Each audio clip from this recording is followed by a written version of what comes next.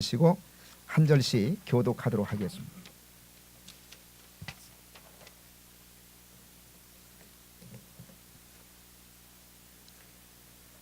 자, 욥기 맨 마지막 42장 1절에서부터 17절까지 좀 빠른 속도로 한 절씩 교독하도록 하겠습니다.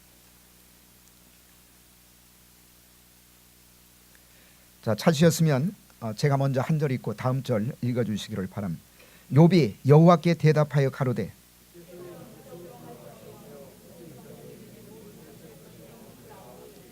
무지한 말로 이 질을 가리우는 자가 누구니까? 내가 스스로 깨달을 수 없는 일을 말하였고 스스로 알 수 없고 헤아리기 어려운 일을 말하였나이다.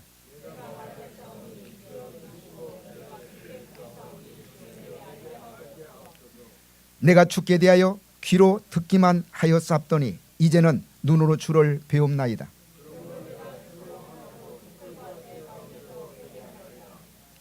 여호와께서 욥에게 이 말씀을 하신 후에 대만 사람 엘르바스에게 이르시되 내가 너와 내 두 친구에게 노하나니 이는 너희가 나를 가리켜 말한 것이 내 종 욥의 말같이 정당하지 못함이니라.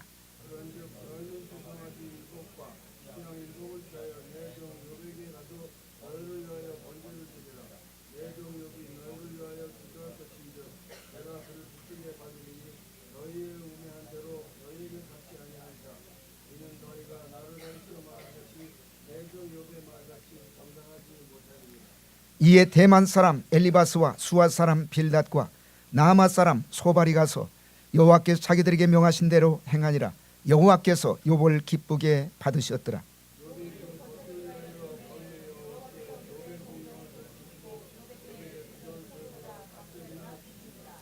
이에 그 모든 형제와 자매와 및 전에 알던 자들이 다 와서 그 집에서 그와 함께 식물을 먹고 여호와께서 그에게 내리신 모든 재앙에 대하여 그를 위하여 슬퍼하며 위로하고 각각 금 한 조각과 금고리 하나씩 주었더라.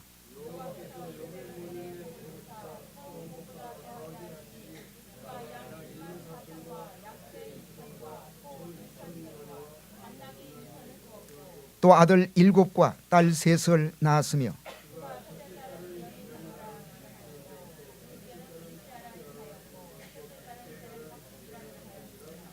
전국 중에 욥의 딸들처럼 아리따운 여자가 없었더라.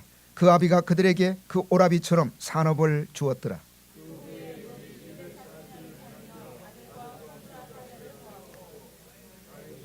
자, 마지막 17절 같이 읽겠습니다. 시작. 나이 늙고 기한이 차서 죽었더라. 이는 하나님의 말씀이니라.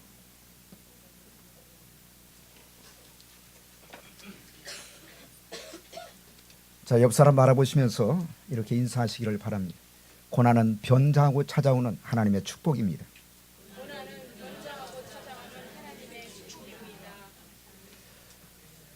고난은 인류의 가장 보편적인 체험이라고 말할 수가 있을 것입니다. 인생을 살아가면서 고난을 피할 수 있는 존재는 이 땅에 존재하지 않습니다. 그래서 어떤 성경학자는 고난을 가리켜서 고난은 제3의 성례전이다 이런 얘기를 했습니다. 고난은 제3의 성례전이다. 기독교의 성례전은 특별히 두 가지를 얘기하고 있습니다. 첫째는 세례, 그 다음에 두 번째는 성찬을 우리는 소위 기독교의 성례전이라고 얘기합니다. 성례전은 기독교의 표지로서 성도가 삶 속에서 실천해야 될 필수적인 의식을 가리키고 있는 것입니다. 그러므로 고난이 제3의 성례전이라는 말은 성도의 삶 속에 있어야 될 필수적인 요소라는 뜻을 담고 있는 것입니다. 그렇습니다. 고난을 많이 겪고 연단을 받은 사람들의 인생은 아름답고 풍요롭게 변화가 되는 것입니다. 이 세상에서 크게 성공한 사람치고 고난과 시련을 당하지 않은 사람은 거의 없을 것입니다. 그들은 대부분 시련과 고난을 통해서 연단을 받고 그리고 끝까지 인내했기 때문에 성공할 수가 있었다고 그들은 고백합니다. 휘파람 새는 가시나무 속에 있을 때 가장 아름다운 소리로 운다고 합니다. 왜냐하면 가시나무의 가시가 휘파람 새의 가슴을 찌르는 고통이 있기 때문에 가장 아름다운 소리로 우는 것입니다.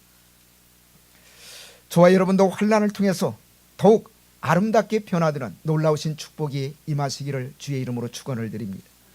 저는 이것이 고난이 우리에게 가져다 줄 수 있는 심오한 신비라고 생각합니다.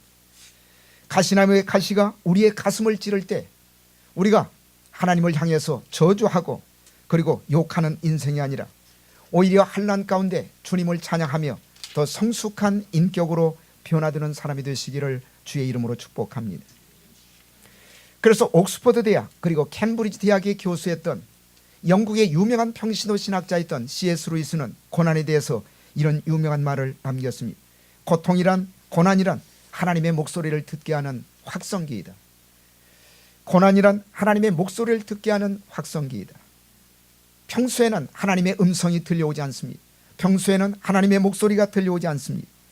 그런데 고난이 찾아오면 하나님의 음성이 그때부터 우리의 마음속에 들려오기 시작하는 것입니다. 그런 의미에서 고난은 변장하고 찾아오는 하나님의 축복이라고 말할 수가 있을 것입니다. 오늘 본문에 보시면 욥이라는 사람이 등장하고 있습니다. 우리가 욥을 생각할 때 여러분 욥은 우리의 마음속에 어떤 이미지로 다가오는 사람이라고 얘기할 수가 있을까요? 우리는 욥하면 고난의 사람이다 이런 이미지를 생각하게 됩니다. 성경에 기록되어 있는 인물 가운데 고난을 당했던 가장 대표적인 한 사람을 꼽을 수가 있다면 우리가 누구를 들 수가 있습니까? 욥을 들 수가 있습니다. 욥기 1장과 2장을 읽어보시면 욥이 당했던 고난을 기록하고 있습니다. 생일잔치에 모여있던 10남매가 갑자기 불어온 태풍에 집안의 기둥이 뽑히게 되고 그 다음에 그 기둥에 깔려서 하루아침에 죽는 그런 아주 비극적인 사건이 욥의 가정에 찾아옵니다. 거기다가 하늘에서 불이 내리고 그리고 도적들의 습격을 받아서 가지고 있던 모든 가축들을 잃어버리는 그런 비극이 찾아옵니다. 욥의 비극은 거기에서 끝나지 않습니다. 설상가상으로 욥의 몸에 악창이 생깁니다. 몸을 기와 조각으로 긁어야 되는 견딜 수 없는 고통이 그의 몸에 찾아왔던 것입니다. 또 욥을 누구보다도 위로하고 도와줘야 될 위치에 있었던 아내는 하나님을 욕하고 죽으라고 하는 그런 악담을 퍼붓습니다. 그러나 욥은 이 고통 속에서 원망하거나 저주하지 않습니다. 믿음으로 참고 견딥니다. 그리고 그 고통의 긴 터널을 믿음으로 통과하게 됩니다. 욥은 고통의 시면을 통과하면서 그는 마침내 하나님의 목소리를 듣습니다. 그리고 욥기 마지막 장인 욥기 42장 오늘 본문에 보시면 그가 고통에 찾아온 자신의 변화된 모습을 그리고 자신의 삶 속에 찾아왔던 축복을 증언하고 있습니다. 자, 고통 후에 욥에게 찾아왔던 가장 중요한 축복 무엇이었을까요? 그것은 바로 인격의 변화입니다. 저는 고통이 가져다주는 많은 축복이 있지만 그 가운데 가장 중요한 축복은 우리의 인격 그리고 우리의 삶이 변화된다는 축복이라고 생각합니다. 욥기 23장 10절을 통해서 욥은 이런 고백을 남겼습니다. 나의 가는 길을 오직 그가 아시나니 그가 나를 단련하신 후에는 내가 정금같이 나오리라. 나의 가는 길을 오직 그가 아시나니 그가 나를 단련하신 후에는 고난과 고통 속에서 나를 단련하신 후에는 내가 정금과 같은 인격을 가지고 하나님 앞에 나올 것이라고 그는 고백했던 것입니다. 저는 이것이야말로 바로 고난의 심오한 신비라고 생각합니다. 그렇다면 사랑하는 여러분, 욥이 고난의 시면을 통과하면서 그는 어떤 사람이 되었을까요? 고통의 터널을 통과한 후에 욥은 어떤 축복을 받았던 사람이 되었을까요? 이 물음에 대한 대답을 오늘 본문을 통해서 세 가지로 생각해 보도록 하겠습니다. 첫째로 그는 겸손한 사람이 되었습니다. 그는 겸손한 사람이 되었습니다. 자, 오늘 본문 2절과 3절 우리 같이 한번 읽도록 하겠습니다. 자, 욥기 42장 2절과 3절 말씀입니다. 자, 같이 읽겠습니다. 시작.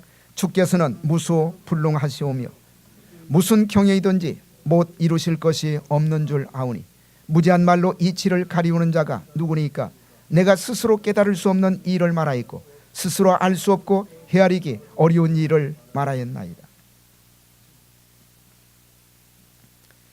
오늘 본문 2절을 보시면 욥은 이렇게 고백하고 있습니다. 주님이야말로 무소불능하신 분입니다. 다시 말씀을 드리면 주님은 무슨 일이든지 할 수 있는 전능하신 분이십니다. 그런 고백. 주님은 무슨 일이든지 할 수 있는 전능하신 분이십니다. 그러나 반대로 3절에 보시면 욥은 자기 자신에 대해서 이런 고백을 남기고 있지 않습니까? 저는 무지한 자입니다. 저는 무능하고 무지한 사람입니다. 사람이 고통을 겪게 되면 무엇보다도 가장 절실하게 깨닫는 것이 뭐냐면 자신의 무력감입니다. 혹은 자신의 무지입니다. 내가 왜 이렇게 무력할까? 내가 왜 이렇게 바보 같을까? 내가 왜 이렇게 멍청할까? 고통이 찾아왔을 때 혹은 고난의 시면 속에 떨어졌을 때 우리가 깨달을 수 있는 가장 중요한 깨달음, 자신의 무능력 혹은 자신의 무지를 깨닫게 되는 것입니다. 욥도 동일한 사실을 경험했습니다. 하나님, 당신은 전능하십니다. 그러나 나는 무지한 존재입니다. 무지한 말로 이치를 가리우는 자가 누굴까요? 바로 접니다. 나는 스스로 깨달을 수 없는 일을 말하였고 스스로 알 수 없는 일을 하나님 앞에서 말했습니다. 내가 이 고통 속에서 친구들과 변증하고 대답하면서 많은 말을 했는데 내가 지나놓고 생각해 보니까 제가 무지한 말들을 하나님 앞에 쏟아놓았습니다. 하나님 앞에서 저는 정말 무지했습니다. 그리고 저는 무능했습니다. 여러분, 옛날의 욥의 모습과는 상당히 차이가 있는 모습을 발견할 수가 있습니다. 우리가 욥기를 읽어보면 처음에 욥은 상당히 당당한 사람이었습니다. 물론 욥은 자기의 잘못과 자신의 죄와 상관없이 이런 고통을 당한다고 생각했기 때문에 그럴 수가 있었을 것입니다. 그러나 이 고난과 그리고 고통의 시련을 통과하고 난 후에 자신에 대해서 한없이 겸손해진 모습으로 욥은 바뀌게 되는 것입니다. 저는 무지한 사람입니다. 나도 이해할 수 없는 소리를 늘어놓으면서 살았던 저는 무지한 사람입니다. 저는 무력하고 무능합니다. 그래서 저는 당신밖에 바라볼 수가 없는 것입니다. 이것이 바로 고난 후에 찾아왔던 욥의 달라진 모습이었던 것입니다.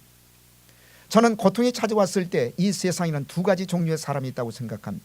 첫째는 고통의 용광로 속에서 타죽는 사람이 있습니다. 고통의 용광로 속에서 타죽는 사람이 있습니다. 이런 사람들은 대체적으로 믿음이 없는 사람 혹은 믿음이 약한 사람들은 이런 결과를 가져올 수밖에 없습니다. 그러나 둘째로 믿음이 있는 사람들은 그 고통의 용광로 속에서 타죽는 사람이 아니라 참고 견디면서 그 고통의 용광로를 통과하는 사람입니다. 자, 그 고통의 용광로를 통과하게 되면 인격의 불순물이 빠집니다. 그리고 인격의 찌꺼기가 빠져나갑니다. 여러분, 우리가 가지고 있는 인격의 찌꺼기, 불순물 가운데 가장 중요한 것이 뭐냐면 교만이라는 인격의 불순물이 빠져나가게 됩니다. 그래서 고난을 통과하고 난 후에 대부분의 사람들은 겸손한 사람으로 바뀌게 되는 것입니다. 그렇습니다. 욥은 자신에게 찾아온 이 고난을 통해서 하나님의 위대하심을 체험했고 그리고 반대로 자기 자신은 겸손한 사람으로 바뀔 수가 있었던 것입니다. 혹시 저와 여러분의 삶 속에 고난이 찾아왔을 때 저와 여러분들도 욥처럼 그 고난의 용광로를 통과하면서 겸손한 사람으로 바뀌시기를 주님의 이름으로 축복합니다. 그렇다면 고난은 우리에게 축복이 될 수가 있다는 얘기입니다. 그리고 두 번째로, 자, 고난을 통과하고 난 후에 욥에게 찾아왔던 변화, 두 번째, 자신의 죄를 발견하고 회개하는 사람이 됩니다. 자신의 죄를 발견하고 회개하는 사람이 됩니다. 욥기가 시작되고 있는 욥기 1장 1절을 보시면 성경은 욥에 대해서 이런 소개를 하고 있습니다. 우리 같이 한번 읽겠습니다. 자, 욥기 1장 1절 말씀.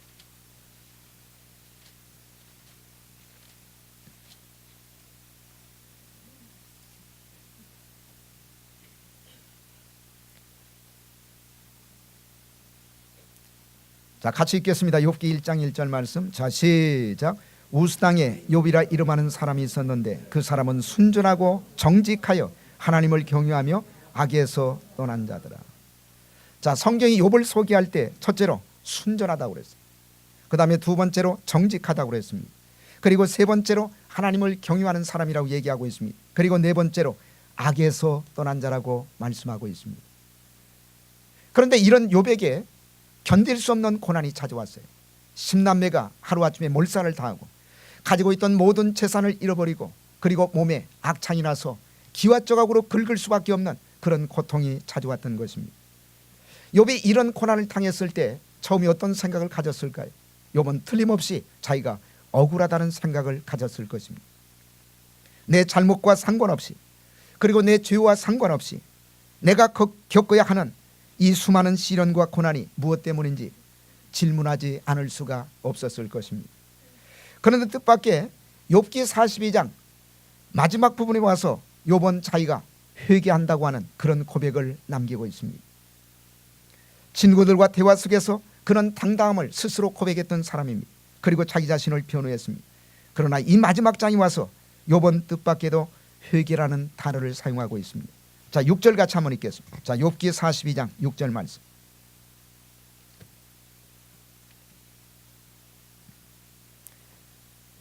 자, 같이 읽겠습니다. 6절 말씀. 자, 시작. 그러므로 내가 스스로 하나고 티끌과 재 가운데서 뭐 한다고요? 회개하나이다. 그러므로 내가 스스로 하나고 티끌과 재 가운데서 회개하나이다. 여러분, 무엇 때문에 욥이 회개한다고 하는 그런 고백을 했을까요? 우리가 그 직전 구절을 보면 상당히 의미심장한 이런 고백을 발견할 수가 있습니다. 자, 5절 같이 한번 읽겠습니다. 5절 말씀. 자, 5절 말씀. 자, 시작. 내가 죽게 대하여 귀로 듣기만 하였사더니 이제는 눈으로 주를 배움나이다. 저는 욥기 전체를 통해서 가장 심오한 고백이 있다면 바로 이 5절 말씀이라고 생각합니다. 이 5절 말씀이 욥기 전체를 통해서 욥이 했던 고백 가운데 가장 심오한 고백입니다. 내가 죽게 대하여 귀로 듣기만 하였사더니 그 다음에 이제는 눈으로 주를 배움나이다. 여러분, 우리가 고통이 오기 전에는 하나님에 대해서 우리는 막연하고 그리고 추상적인 생각을 가지고 신앙생활을 합니다. 목사님이 나에게 전해준 하나님, 그리고 부모님이 나에게 전해준 하나님, 혹은 믿음의 선배들이 나에게 전해준 하나님, 그 하나님에 대해서 나는 귀로만 들었습니다. 그러나 제가 고난을 통과하면서 제가 주님을 제 눈으로 직접 목격했습니다. 다시 말씀을 드리면 고난 속에서 주님을 새롭게 만나게 된 것입니다. 고통 속에서 주님을 경험한 것입니다. 체험을 통해서. 사실 왜 욥이 이 고난을 받아야 되는지 욥기 전체를 통해서 그 고난의 이유가 사실은 숨겨져 있습니다. 성경은 그 고난의 이유를 침묵하고 있습니다. 그러나 이 놀라운 고백을 보십시오. 내가 하나님에 대해서 귀로만 들었습니다. 남들이 얘기하는 하나님, 그런 하나님만을 생각했습니다. 그러나 저는 이 고난의 시면을 통과하면서 주님을 제 눈으로 직접 목격했습니다. 주님을 제가 직접 체험했습니다. 주님을 제가 직접 만났습니다. 그리고 자신에게 찾아오신 살아계신 하나님의 임재를 경험하는 그 순간 그는 이렇게 고백하지 않습니까? 하나님 앞에서 하나님, 저는 죄인입니다. 사람들 앞에서는 당당했지만, 친구들 앞에서는 당당했지만 내 죄나 내 잘못과는 전혀 상관이 없이 내 삶 속에 고난이 찾아왔다고 생각했지만, 그러나 전지하신 하나님, 전능하신 하나님, 절대자이신 그 하나님 앞에 서는 그 순간 욥은 이렇게 고백하지 않습니까? 하나님, 저도 죄인입니다. 하나님, 회개합니다. 사실 인간이 하나님의 거룩하신 임재 앞에 서기 전까지는 자신의 죄를 깨닫지 못해요. 자신이 의롭다고 생각하고 자신이 선하다고 생각하고 자신이 착하게 살아왔다고 이런 착각을 가지고 인생을 살아가게 되는 것입니다. 그런데 언제 자신의 적나라한 모습을 깨닫습니까? 하나님의 임재 앞에 서는 그 순간, 그리고 하나님을 만나는 그 순간 자기의 삶 속에 숨겨져 있던 적나라한 자기 자신의 모습이 드러납니다. 그리고 숨겨져 있던 자신의 죄악이 드러나기 시작하는 것입니다. 사실 인간이 하나님의 거룩하신 임재 앞에 서게 되면 그 하나님의 임재 앞에 섰을 때 발견할 수 있는 가장 놀라운 발견, 그것이 바로 자기 자신의 죄입니다. 자기 자신의 죄예요. 그 전까지는 자신이 대단한 사람이라고 생각하고 살아왔습니다. 자신이 유능한 사람이고 자신이 똑똑한 사람이고 자신이 의롭고 착하게 살아온 사람이라고 생각하고 살아왔습니다. 그런데 거룩하신 하나님, 그리고 전지하신 하나님, 불꽃 같은 눈동자로 내 심장과 폐부를 꿰뚫어 보시는 하나님, 그 하나님 앞에 서는 그 순간 자신의 숨겨졌던 적나라한 모습이 다 드러납니다. 자신의 감춰졌던 죄악의 실상이 있는 그대로 다 드러나게 되는 것입니다. 우리가 이사야 6장 1절에서 5절까지 보시면 이사야 선자가 우시아 왕이 죽던 해에 성전에 들어가서 기도하다가 하나님을 만나는 그런 놀라운 체험을 하게 됩니다. 그때 이사야 선자는 이사야 6장 5절에서 이런 고백을 남기지 않습니까? 자, 이사야 6장 5절 한번 찾아보세요.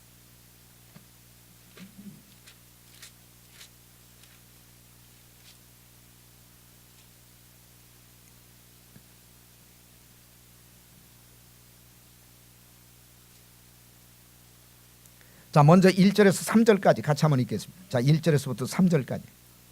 자, 같이 읽겠습니다. 시작. 우시야 왕의 죽던 해에 내가 본즉 주께서 높이 들린 보좌에 앉으셨는데 그 옷자락은 성전에 가득하였고 스랍들은 모셔 섰는데 각기 6날개가 있어 그 둘로는 그 얼굴을 가리었고 그 둘로는 그 팔을 가리었고 그 둘로는 날며 서로 창하여 가로되 거룩하다 거룩하다 거룩하다 만군의 여호와여 그 영광이 온 땅에 충만하도다. 그러니까 이사야 선지자가 우시 왕이 죽던 그 해에 성전에 들어가서 기도하다가 하나님을 만났어요.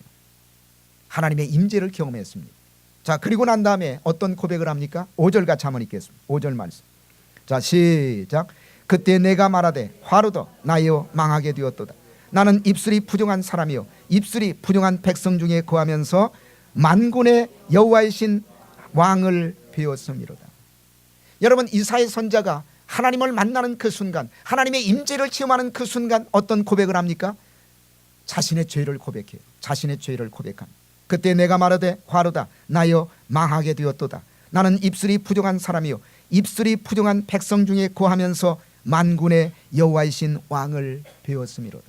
한마디로 얘기하면 내가 죄인이다, 그런 고백이에요. 그러니까 하나님을 만나기 전까지는 자신의 죄를 이렇게 실감 있게 체험하지 못합니다. 그런데 전지하신 하나님, 불꽃 같은 눈동자로 인간의 심장과 폐부를 꿰뚫어 보시는 그 하나님 앞에 서는 그 순간 자신의 죄를 발견합니다. 자신의 숨겨졌던 죄가 적나라하게 드러납니다. 그래서 하나님의 임재를 체험한 사람은 반드시 자신의 죄를 고백하게 되어 있어요. 자신의 죄를.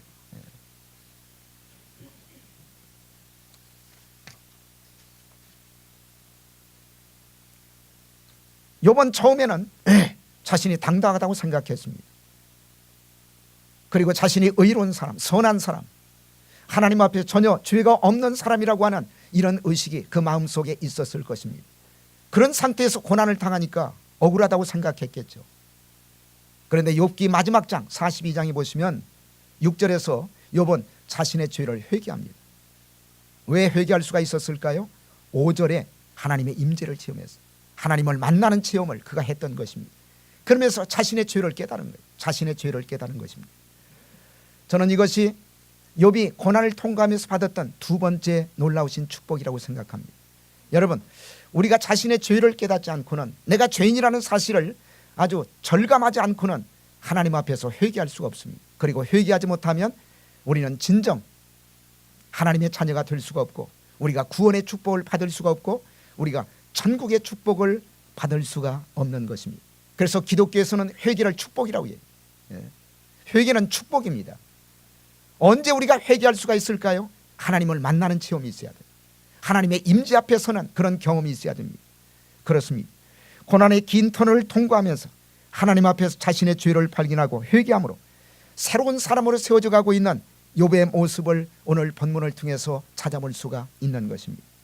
저는 우리도 삶 속에 고난이 찾아오고 환난이 찾아왔을 때 여러분, 자신의 죄를 발견하고 욥처럼 하나님 앞에 철저하게 회개해서 새로워지는 저와 여러분의 삶이 될 수 있기를 주의 이름으로 축복합니다. 자, 고난 후에 찾아왔던 욥에게 찾아왔던 축복, 어떤 축복이었을까요? 첫째로 겸손한 사람으로 바뀌었습니다. 그리고 두 번째로 자신의 죄를 발견하고 회개합니다. 그리고 세 번째로 그를 기도의 사람이 되게 만들었습니다. 기도의 사람이 되게 만들었습니다. 자, 10절 같이 한번 읽겠습니다. 자, 오늘 본문 욥기 42장 10절 말씀입니다.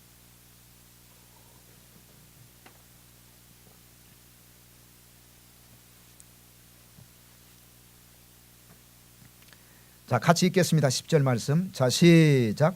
욥이 그 벗들을 위하여 빌매 여호와께서 욥의 곤경을 돌이키시고 욥에게 그전 소유보다 갑절이나 주신지라. 거기 보세요.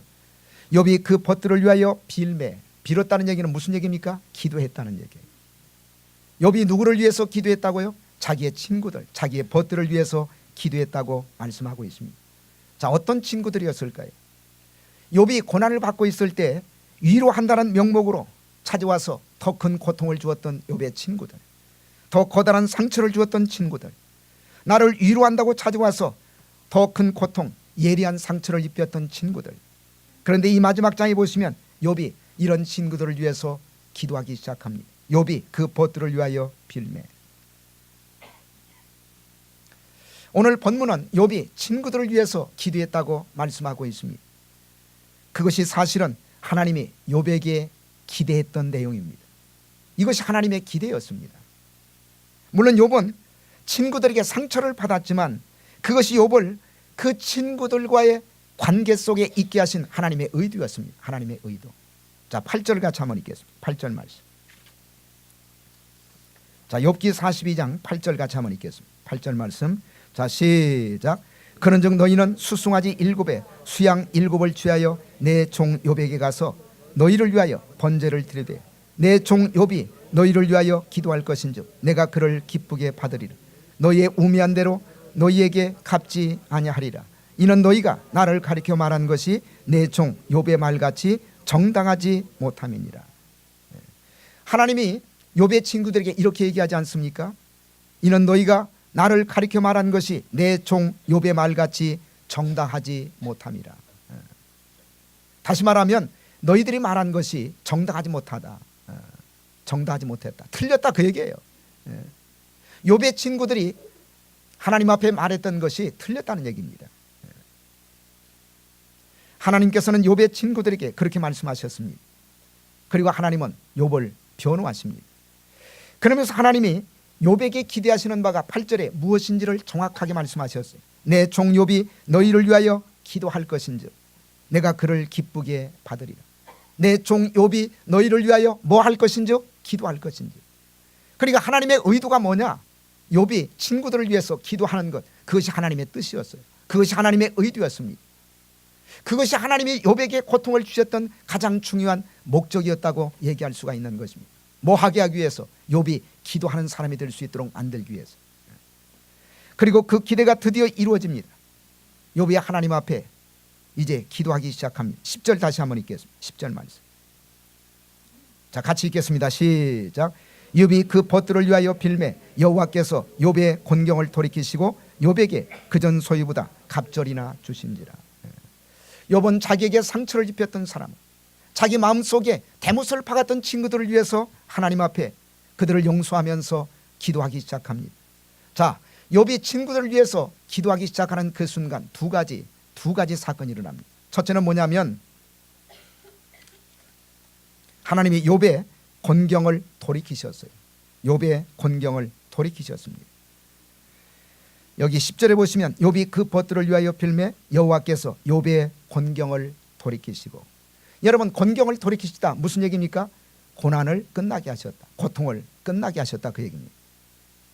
하나님께서는 욥이 기도하자마자 욥에게 찾아왔던 그 고난을 스탑, 끝나게 하셨습니다. 멈추게 하셨다는 얘기입니다. 여러분, 욥처럼 저와 여러분 가운데 혹시 고난 혹은 고통 가운데 있는 사람이 있습니까? 그렇다면 이 고통이 왜 찾아왔을까? 이걸 가지고 하나님 앞에 따지지 말고 기도하시기를 바랍니다. 하나님은 우리의 삶 속에 고난이 찾아왔을 때, 고통이 찾아왔을 때 우리가 기도하기를 원하세요. 그것이 욥을 향한 하나님의 의도였습니다. 마찬가지예요. 왜 하나님이 저와 여러분들에게 고난을 주십니까? 우리를 기도하는 사람 만들기 위해서, 기도하는 사람으로 만들기 위해서. 그래서 하나님이 고난을 주시는 거예요. 그래서 고난은 변자고 찾아오는 하나님의 축복입니다. 그리고 내가 고난이 찾아왔을 때 욥처럼 기도하기 시작하면 우리의 고난을 거기에서 끝나게 하십니다. 우리에게 찾아왔던 고통을 멈추게 하시는 것입니다. 그래서 중요한 것이 여러분, 고난이 찾아왔을 때 기도하는 것이 가장 중요한 것입니다. 그렇습니다. 우리가 기도하는 그 순간, 우리가 중보기도를 시작하는 그 순간 고난은 끝날 줄로 믿습니다. 고난은 우리의 삶 속에서 물러가게 될 줄로 믿습니다. 자, 그런데 소극적으로 고난만 끝난 것이 아니에요. 적극적으로 그 다음에 두 번째 어떤 사건이 일어났습니까? 갑절의 축복을 주셨어요. 갑절의 축복. 자, 10절 다시 한번 읽겠습니다. 10절 말씀. 자, 시작. 욥이 그 벗들을 위하여 빌매 여호와께서 욥의 곤경을 돌이키시고 그 다음에 욥에게 그전 소유보다 뭐를 주셨다고요? 갑절의 축복을 주셨어요. 여러분, 기도하면 우리의 삶 속에 두 가지가 일어납니다. 첫째는 뭐냐면 고난을 끝내게 하세요. 고난이 물러갑니다. 그 다음에 두 번째로 우리가 기도를 시작했을 때 그전 소유보다 우리에게도 욥처럼 갑절의 축복을 주실 줄로 믿습니다. 아니 욥에게 이런 축복을 주셨다면 왜 하나님이 우리에게 안 주시겠어요? 여러분 구약 성경에 보시면 하나님이 갑절의 축복을 주었던 사람이 있죠. 자, 어떤 사람에게 갑절의 축복을 주었을까요? 장남에게, 장자에게 갑절의 축복을 주었습니다. 신명기 21장 17절에 보시면 하나님이 장남에게는, 장자에게는 유산을 상속할 때 아버지의 재산을 갑절이나 더 주었습니다. 왜 갑절의 축복을 주었을까요? 하나님이 장남을 편애했기 때문에 갑절의 축복을 주었을까요? 그렇지 않습니다. 장남에게 하나님이 이루시고자 하는 기대가 있었어요. 기대가 있었습니다. 메시아의 거룩한 역사를 계승하고자 하는 하나님의 기대가 있었기 때문에 장남에게 혹은 장자에게는 2배의 축복을 주셨던 것입니다. 그렇습니다. 갑절의 축복을 주신 가장 중요한 이유, 하나님의 일을 하라고 갑절의 축복을 주신 것입니다. 그러므로 갑절의 축복을 우리는 특권이라고만 생각해서는 안 돼요. 자, 어떤 사람에게 하나님께서 물질을 주변에 있는 사람보다 갑절이나 더 주셨다. 왜 다른 사람보다 갑절이나 더 드는 축복을 주셨을까요? 하나님의 일을 하라고, 하나님의 사역을 하라고.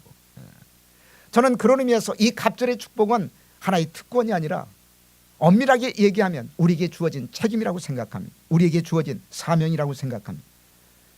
하나님은 갑절의 축복을 주시고 그리고 그 갑절의 축복을 받은 사람을 통해서 하나님의 일을 시작하시기를 원하십니다. 다시 말씀을 드리면 하나님께서 욥에게 갑절의 축복을 주신 것은 이제 하나님이 욥을 쓰시겠다는 얘기, 하나님이 욥을 통해서 하나님의 일을 하시겠다는 얘기입니다. 그리고 또한 이것은 회복의 의미도 담겨져 있습니다. 이제 모든 것은 회복되었습니다. 욥이 지금까지 겪어왔던 기나긴 고통의 터널이 끝나고 이제 욥의 삶은 새로운 시작을 맞이하게 되었던 것입니다. 다시 말씀을 드리면 욥은 완전히 회복되었던 것입니다. 동시에 그러나 회복은 새로운 삶의 시작입니다. 새로운 무대가 펼쳐집니다. 새로운 역사가 시작됩니다. 이제 하나님이 욥을 새롭게 쓰시겠다고 선언하고 있는 모습을 여기에서 볼 수가 있습니다. 사랑하는 여러분, 하나님이 성도들을 불렀을 때 지질이 고생만 시키고 난 다음에 천국으로 데려가는 것이 하나님의 뜻일까요? 저는 아니라고 생각합니다. 우리가 예수 믿고 신앙을 가지고 삶을 살다 보면 고난이 찾아올 수가 있어요. 고통이 찾아올 수가 있습니다. 그런데 우리를 그냥 고난 속에서 지질이 고생만 시키고 난 다음에 그 다음에 천국에 데려가는 것이 하나님의 뜻일까요? 아닙니다. 자, 고생을 시키고 난 다음에 그리고 고난의 터널을 통과하고 난 다음에 하나님이 우리에게 기대하시는 삶이 있어요. 이제부터 내가 너를 쓰겠다 그 얘기입니다. 이제부터 내가 너를 사용하겠다 그 얘기입니다. 구속사의 뜻을 위해서 그리스도의 피 묻은 복음을 열방에 전파하기 위해서 내가 이제부터 너를 쓰겠단 말입니다. 고난을 통해서 빚어진 성숙한 인격, 새롭게 변화된 인격을 가지고 내가 너를 쓸 것이야. 그래서 하나님은 하나님의 자녀들에게 고난의 긴 터널을 통과하게 하시는 것입니다. 하나님이 심술궂고 우리가 고난당하면 우리가 괴로워하는 모습을 즐기기 위해서 하나님이 우리에게 고난을 주시는 것이 아니에요. 이 고난의 터널을 통과해야 우리의 인격 속에 있는 모든 찌꺼기가 다 빠져나가요. 그래서 이 고난의 터널을 통과한 사람은 성숙한 인격 그리고 장성한 믿음의 사람으로 바뀝니다. 그리고 하나님은 그때부터 그 사람을 이제 구속사의 사역을 위해서 그리스도의 피 묻은 복음을 전하는 사역을 위해서 쓰시겠다고 선언하시는 것입니다. 그렇습니다. 고난은 끝났습니다. 이제 우리는 일어설 것입니다. 이제 우리는 하나님 앞에 쓰임받는 인생을 살아가게 될 것입니다. 새로운 인생의 드라마가 펼쳐질 것입니다. 하나님의 놀라우신 역사가 우리의 삶을 통해서 나타나게 될 것입니다. 저는 이것이 바로 고난의 심오한 신비라고 생각합니다.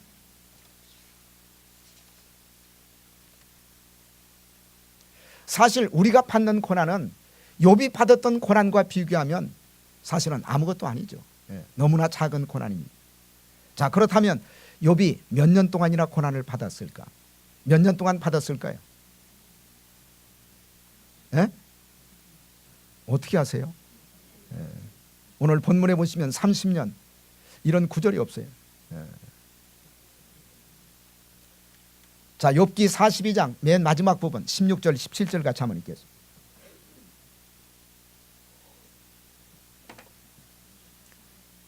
제가 전에 한번 성경 공부 시간에 말씀을 드렸는데 우리 장로님하고 권사님이 정확하게 기억하고 계십니다. 자, 16절 17절 같이 한번 읽겠습니다. 16절 17절 말씀. 자, 같이 읽겠습니다. 시작.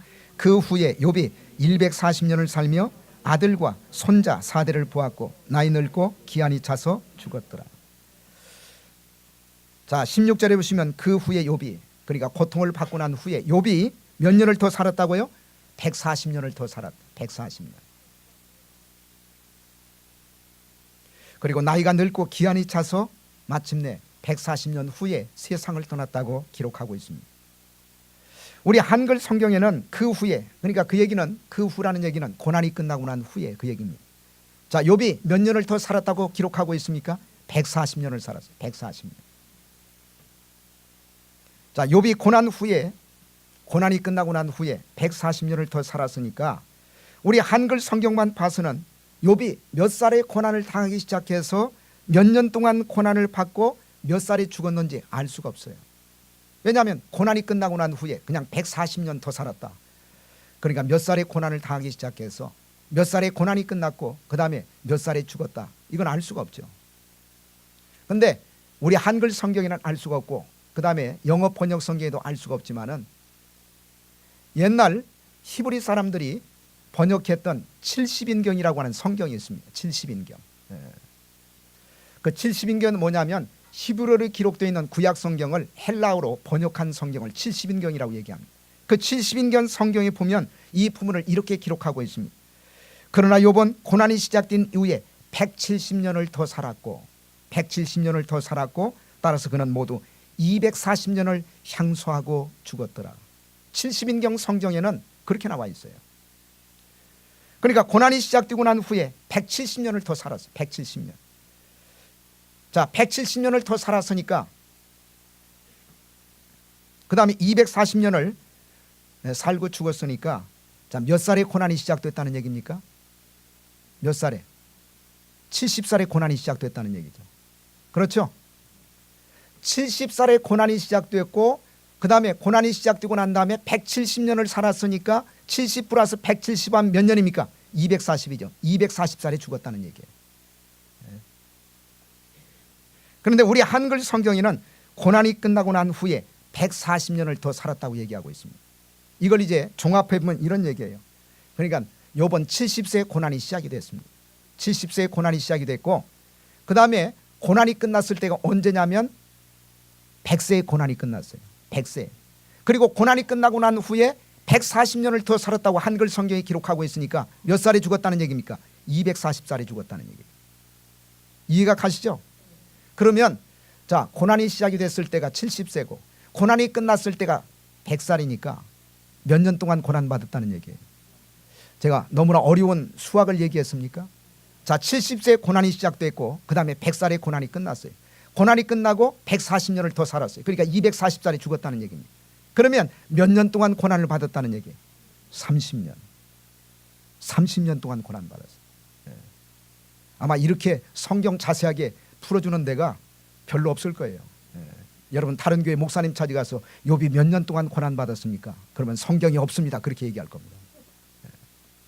30년 동안 고난, 30년 동안. 여러분 30년이 작은 기간입니까? 짧은 기간입니까? 너무너무 긴 기간이죠. 그러니까 우리가 이 세상 살면서 받는 고난은 욥이 받았던 고난에 비하면 사실은 아무것도 아니에요. 우리가 기껏 받아봐야 뭐 3년, 길어봐야 6년, 10년. 어떤 사람은 이렇게 얘기하는 사람이 있어요. 제 평생이 고난입니다.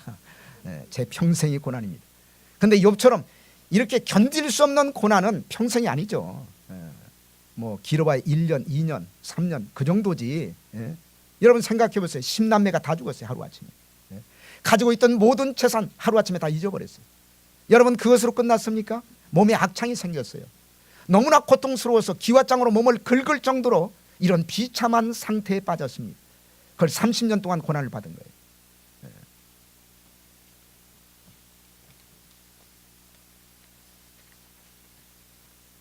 그렇습니다. 우리가 아무리 고난을 받는다 할지라도 욥처럼 30년 동안 이렇게 견딜 수 없는 여러분 극심한 고난을 받는 사람은 사실은 드뭅니다.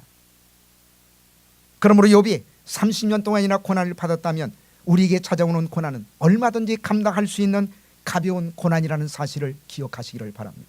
자, 따라서 하세요. 내가 받는 고난은 욥에 비하면 아무것도 아니다. 믿습니까? 자, 그렇다면 욥은 고난을 통해서 어떤 사람으로 변화되었을까요? 첫째로 그는 겸손한 사람이 되었어요. 이게 굉장히 중요한 축복이에요. 하나님은 절대로 교만한 사람 쓰지 않아요. 여러분, 교만한 사람은 패망의 선봉이라고 그랬습니다. 교만한 사람은 나중에 망합니다. 아무리 승승장구하고 아무리 사업이 잘 되고 그리고 아무리 높은 권력의 정상에 올라간다 할지라도 교만한 사람은 반드시 망하게 되죠. 그런데 고난을 통과하게 되면 우리가 겸손한 사람으로 바뀌어요. 욥이 고난을 통해서 겸손한 사람으로 바뀌었던 것처럼 저와 여러분도 인생의 고난을 통해서 고통을 통해서 겸손한 사람으로 바뀌는 그런 놀라우신 축복을 체험하시기를 바랍니다. 그 다음에 두 번째, 욥은 자신의 죄를 발견하고 회개했어요. 고난이 찾아오지 않으면 자기가 대단한 사람이라고 생각합니다. I am somebody. 나는 대단한 사람이다. 그래서 교만해지고 그래서 다른 사람을 무시하고 정죄하고 그런 인생을 살아왔지만 여러분, 고난을 통과하면서 자기 자신의 영혼의 깊숙한 곳에 숨겨지던 죄가 다 적나라하게 드러나기 시작해요. 그리고 자신의 죄를 발견하고 하나님 앞에 회개함을 통해서 새로워지는 사람으로 바뀌기 시작합니다.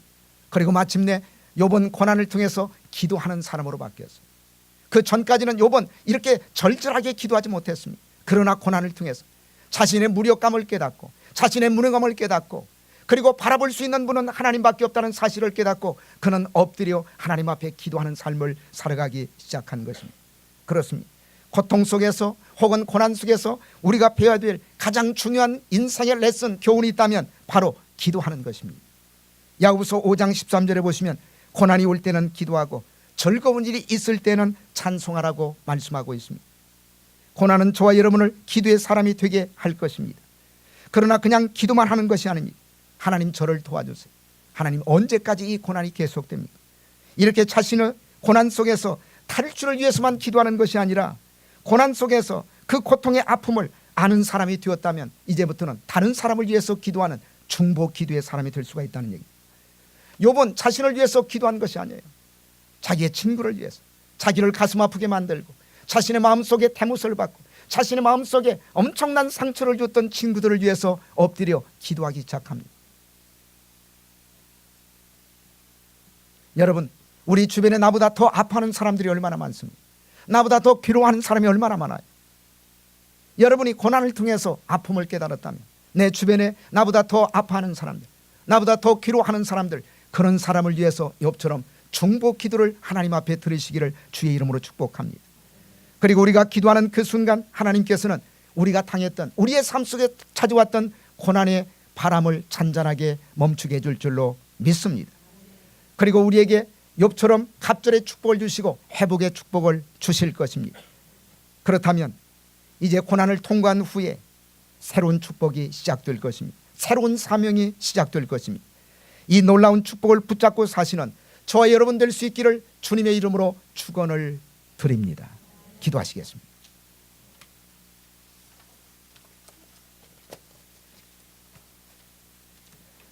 살아계신 주님, 감사합니다.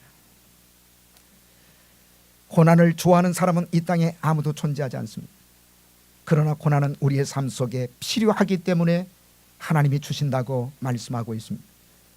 욥은 고난을 원하지 않았지만 고난을 믿음으로 통과한 후에 그는 겸손한 사람이 되었고 그는 자신의 죄를 발견해서 회개하는 사람이 되었고 그리고 기도하는 사람이 되었습니다. 욥에게 고난 후에 찾아왔던 이 놀라운 변화와 축복이 오늘 이 시대를 살아가고 있는 우리들에게도 임하게 하여 주시옵소서. 겸손한 사람이 될 수 있도록 도와 주시옵소서. 고난을 통해서 자신의 죄를 발견하고 회개하는 사람이 될 수 있도록 도와 주시옵소서. 그리고 고난을 통해서 엎드려 하나님 앞에 기도하는 사람이 될 수 있도록 도와 주시옵소서. 그리하여 하나님 앞에 쓰임받는 인생이 되게 하시고 구속사의 통로가 되게 하시며 축복의 통로가 될 수 있도록 만들어 주시옵소서. 살아계신 예수 그리스도의 이름 받들어 감사하며 기도드리옵나이다. 아멘.